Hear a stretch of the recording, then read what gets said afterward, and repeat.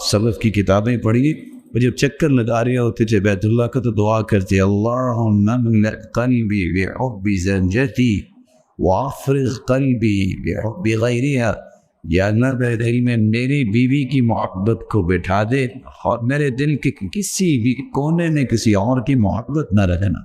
کمال کی دعا نہیں؟ یہ لوگ ہیں جن کے گھر پھر مثالی بنتے۔ رسول کریم صلی اللہ علیہ وسلم نے اس لیے تو فرمایا تھا من رزق اللہ امرأة صالحا فقد اعانه على شطر دینه فلیتق اللہ فی الشق الثانی۔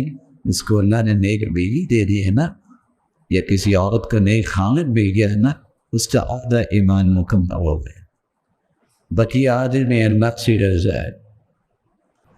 اور آپ صلی اللہ علیہ وسلم نے فرمایا اعظم النکاح برکہ ایسرہ برونہ، سب سے بڑا نکاح برکت کے اعتبار سے وہ ہے جس بھی اخراجات کم آئیں۔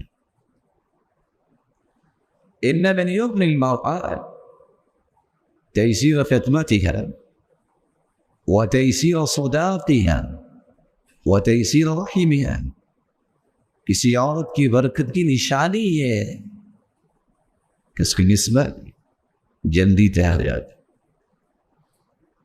اس کا مہر آسانی سے ادا ہو جاتا، اس کو اولاد اللہ جلدی عطا کر دیتا۔